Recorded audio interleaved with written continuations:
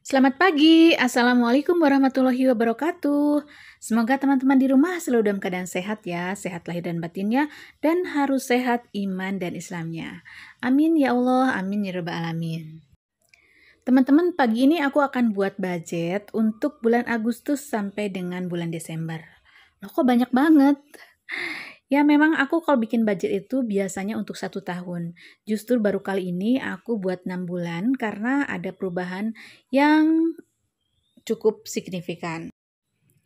Jadi aku tuh nggak buat budget tiap bulan, teman-teman. Aku buatnya tuh untuk 1 tahun. Jadi nanti pada realisasinya tiap bulan itu hanya tinggal mencontreng-contreng aja. Karena pada prinsipnya memang budget aku dalam 1 tahun itu kan masih itu-itu aja. Kalaupun ada perubahan, biasanya perubahan dari rupiah, aku bisa pak coret atau aku tip X, aku ganti dengan yang baru. Tapi karena kali ini ada beberapa yang cukup banyak perubahannya, jadi aku mau buat lagi budget 6 bulan ke depan, yaitu mulai Agustus sampai dengan Desember tahun 2022. Alhamdulillah teman-teman, aku tuh buat perencanaan keuangan dari mulai aku gadis. Jadi sebelum nikah juga aku sudah punya rencana keuangan. Jadi sebelum awal bulan tuh aku udah tahu nih bakal nerima berapa. Kemudian uang itu akan dipos-poskan kemana aja. Jadi udah tahu sebelum waktu gajian tiba. Jadi pada saat terima gaji aku tinggal masuk-masukin ke posnya masing-masing, beres deh. Alhamdulillah aku juga dapat kepercayaan penuh dari suami untuk mengelola gaji suami. Jadi dari pertama nikah tanpa aku minta suami aku tuh serahin gaji 100% ke aku berikut struknya. Sama sekali aku nggak minta ya teman-teman. Meskipun sebetulnya waktu itu aku punya gaji sendiri karena waktu itu aku kerja, jadi aku itu mengelola dua gaji, gaji suami dan gaji aku sendiri. Memang tiap rumah tangga pasti punya kebijakan sendiri dalam mengelola keuangannya. Mungkin ada yang gaji suami diserahkan ke istri sepenuhnya kayak aku, mungkin ada juga yang dikelola suami, atau mungkin juga dikelola berdua. Jadi mungkin nanti uangnya hanya berapa persennya saja dikasihkan ke istri, yang harus dikelola istri, tapi suami juga megang sisanya untuk dikelola yang bagian suami. Idealnya gimana sih sebetulnya cara mengatur keuangan keluarga? Kalau menurut aku sih idealnya suami dan istri itu menjadi satu tim dalam mengurus keuangan keluarga. Jadi mengurus keuangan keluarga menjadi tanggung jawab kita berdua, suami dan istri, tapi masing-masing beda tugasnya. Misalnya nih, meskipun gaji suami nih sepenuhnya diterima sama aku, tapi suami aku tuh ikut memantau bagaimana pengaturan aku. Dia juga ikut memantau sisa uang berapa, ditabungkan berapa, kemudian juga dia ikut memantau aku belanja apa sih di luar dari yang rutinitas ya. Misalnya aku sering beli baju, beli tas ya waktu itu aku sebelum corona nih. Dia suka suka ngingetin untuk apa mah beli baju terus gitu. Jadi meskipun bahasanya itu kadang-kadang bahasa yang lembut gitu, tapi aku suka malu sendiri nih. Nah, itu salah satu cara suami aku ngontrol pengeluaran keuangan rumah tangga. Jadi, kelebihan atau kekurangan dalam keuangan keluarga itu menjadi tanggung jawab kita berdua. Nah, kalau di Indonesia sih atau di daerah aku sih rata-rata ya kebanyakan itu suami menyerahkan seluruhnya gaji kepada istri untuk dikelola. Jadi kadang-kadang seolah-olah suami tidak peduli dengan harian keuangan keluarga. Ya, kalau dikasihnya gede, alhamdulillah ya, kita bisa kelola dengan baik, bahkan mungkin ada sisa. Nah, yang pusing itu biasanya misalnya gajinya dikasih di bawah UMR, terus suami nggak mau tahu itu uang yang di bawah UMR itu untuk segala kebutuhan, untuk listrik, ledeng, makan, apalagi yang ngontrak misalnya, terus untuk biaya sekolah, dan lain-lain pada saat istri kurang, suami nggak mau tahu. Nah, itu yang bikin jadi pusing. Jadi kadang-kadang ada yang istrinya pusing 7 keliling, mikirin keuangan keluarga, sementara suaminya nyantai aja karena ngerasa sudah memberikan seluruh gajinya kepada istrinya. Nah, menurut aku sih ini harus dibicarakan berdua, kemudian dicari jalan keluarnya. Mungkin ada beberapa pos yang harus dikurangi lagi. Jadi menurut aku mau nggak mau supaya kita nggak ngutang yang makin hari makin banyak, sebaiknya pengeluaran kita itu disesuaikan dengan pendapatan. Begitu teman-teman. Nah teman-teman, ini tabelnya sudah jadi. Udah aku kasih judul juga. Nah, di sini aku mau sedikit hias. Sebetulnya aku nggak bisa menggambar, nggak bisa menghias-hias. Tapi kalau terlalu polos kayaknya kurang cantik juga ya. Sementara aku lihat teman-teman yang lain kalau bikin budgeting, ya Allah, gambarnya bagus-bagus, menginspirasi banget. Wah, keren deh. Jadi harap dimaklum ya.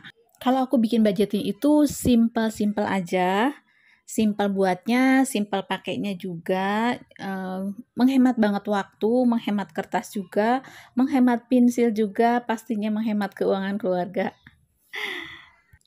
Nah, jadi biar agak bagus dikit deh aku kasih gambar ya. Aslinya aku nggak pernah diwarnain teman-teman. Beberapa tahun aku bikin budgeting nggak pernah digambar-gambar apalagi diwarna-warnain. Jadi untuk kali ini biar teman-teman suka lihatnya aku kasih gambar sederhana deh. Nah, kalau begini kan meskipun sederhana kelihatannya lebih cantik, lebih cerah dan lebih semangat. Nah, teman-teman, sekarang aku akan berbagi cerita nih mengenai bagaimana cara pengaturan keuangan keluarga dari teman-teman kita di luar sana yang aku ambil dari salah satu situs. Mudah-mudahan ini bisa menginspirasi kita. Bismillahirrahmanirrahim, ini katanya dari Arma. Bagusnya sih istri dikasih uang belanja saja, gaji suami ya tetap dipegang sama suami sendiri. Toh kalau belanjanya kurang ya tinggal minta sama suami. Tapi setiap pengeluaran harus dicatat. Biar suami tahu juga harga kebutuhan rumah tangga berapa saja. Jadi tiap gajian otomatis ditransfer biaya rumah tangganya. Gak lupa suami aku juga selalu kasih uang jajan untuk aku. Jadi kalau aku mau jajan bisa pakai uang jajan dari dia. Berikutnya ini dari Bunda Dina, kita bacakan ya. Kalau suami gue sih semua gajinya dikasih ke gue. Dia minta uang paling buat beli rokok, makanan, dan bensin. Yang atur keuangan untuk rumah tangga ya gue, gaji gue pun tetap buat gue sendiri. Tapi ada kalanya ketika lagi kepepet atau lagi jalan, itu pakai duit gue. Pokoknya uang suami itu untuk keperluan di rumah, seperti bayar kontrakan, listrik, dan keseharian dia, bensin, rokok, atau jajan. Jadi di dompet suami gue kosong. Mirip siapa? Ayo. Lanjut ya. Dan kalau kayak begini bikin rumah tangga jadi saling jujur karena kan dia jadi nggak bisa macam-macam. Lanjut ini dari Bunda Nur, katanya gaji suami dikasih semua ke aku. Suami dijatah buat ongkos pulang pergi dan kalau ada perlu. Kalau ATM mah aku yang pegang, tapi tetap ada laporan sebelum beli barang. Kalau untuk belanja itu dijatah setiap hari. Lanjut ini dari Bunda Hani. Biasanya suami transfer hampir semua, dia paling menyisakan beberapa ratus ribu buat hal-hal yang dia mau. Selebihnya gue yang atur, mulai dari buat keperluan makan, anak-anak, sampai beli perlengkapan rumah. Biasanya sebelum semua dana dipecah-pecah alokasinya, kita sisihkan dulu buat ditabung. Sisanya baru dibagi-bagi buat makan, susu, popok, dan uang untuk jajan atau makan. Sebenarnya memang perempuan gak boleh mengatur keuangan keluarga dalam Islam. Tapi kalau suami ridho insya Allah nggak apa-apa. Sip, setuju. Lanjut, ini kayaknya dari Ayah Yono. Kalau saya sekarang masih pengantin baru, untuk sekarang 75% gaji saya dikasih ke istri. Alasannya karena mungkin ada sedikit kebutuhan saya juga yang harus saya penuhi. Tapi semuanya itu tetap ada transparansinya dan kesepakatannya untuk kebutuhan apa. Itu ada. Uang sehari-hari itu diatur sama istri, cuma nggak seperti anak SD, tiap hari harus berapa ribu gitu. Uang jatah untuk saya itu ada, istri yang mengatur kebutuhan untuk transportasi ke kantor dan sehari-hari. Cuma bukan setiap hari dikasih, ya saat diminta saja. Siap, lanjut ya, ini ke ayah lagi, ayah Daniel. Di awal, saya mengatur beberapa pos pengeluaran. Setelah berjalan beberapa bulan, saya menyerahkan semuanya kepada istri. Akhirnya istri menjalankan. Tapi karena dia juga sibuk dengan si kecil, akhirnya istri menyerahkan kembali ke saya. Jadi di setiap harinya, pengeluaran semuanya sudah berdasarkan pos yang sudah ada, dan saya yang mengatur berdasarkan pembicaraan antara saya dan istri. Kita mau mencoba efektif dan efisien perihal keuangan rumah tangga tuh seperti apa. Jadi semua harus dibicarakan dari hal sekecil apapun. Setuju banget Ayah Daniel. Kita lanjut ya, ini dari ayah lagi, dari ayah Adit. Iyalah, pasti kasih ke istri biar istri yang ngatur. Kita mah tinggal terima beres aja. Alasannya menurut gue sih istri udah jadi menteri dalam rumah tangga yang ngatur-ngatur. Kita tinggal ngasih aja. Jadi dia kan tahu uang ini buat kemana, uang itu buat kemana. Kan kita nggak tahu. Yang penting nanti setelah pembayaran jelas rapotnya. Kalau buat pengeluaran gue yang ngatur. Misalnya kira-kira pengeluaran gue buat sebulan berapa bensin dan makan.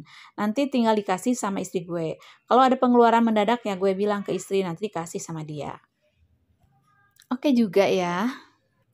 Nah, teman-teman itulah tadi cerita beberapa teman kita bagaimana mereka mengatur keuangannya. Jadi rata-rata mereka itu antara suami dan istri bekerja sama dalam mengatur keuangan keluarga. Sip banget nih. Nah, teman-teman ini aku sedang ngisi pos-pos apa aja yang aku perlukan untuk budgeting di keluarga aku. Nah, di sini aku sudah menuliskan 16 pos yang aku perlukan di setiap bulannya. Yang pertama di sini ada jatah untuk orang tua. Sebetulnya ini untuk mertua karena orang tua aku sudah meninggal. Kemudian ada untuk sedekah, kemudian ada anak ke-1, anak kedua. Kemudian di sini ada LLW ya pada poin kelima, itu sebetulnya singkatan dari listrik, ledeng sama wifi. Jadi aku di sini buat sesimpel mungkin biar tidak terlalu banyak menyita waktu aku yang bisa aku gunakan untuk hal-hal lainnya. Ada bulanan yaitu jatah belanja bulanan untuk keperluan sehari-hari seperti pasta gigi, sabun, deterjen dan lain-lain. Yang berikutnya ada pos makan, yang ke-8 ada pos beras, berikutnya pos gas, kemudian yang ke-10 pos bensin, yang ke-11 mama. Mama itu artinya jatah aku untuk jajan, ada jatah khusus ya. Kemudian yang berikutnya ada pulsa, kemudian ada arisan, ada kas yaitu uang kas sekolahnya anak-anak. Kemudian ada papa, di sini ada jatah uang makan sama bensin suami aku. Kemudian yang terakhir yang nomor 16 adalah sampah atau iuran RW. Nah, teman-teman itulah pos-pos yang ada dalam budget aku. Jadi untuk sementara budget hari ini aku buat sampai dengan pengisian jumlah item aja atau jenis pos-posnya. Mungkin di pertemuan berikutnya kita akan lanjut dengan memberikan target pada setiap posnya berapa jatah per bulannya. Semoga bermanfaat ya teman-teman untuk sharing hari ini. Mohon maaf bila ada salah-salah kata. Terima kasih yang sudah menonton. Assalamualaikum warahmatullahi wabarakatuh.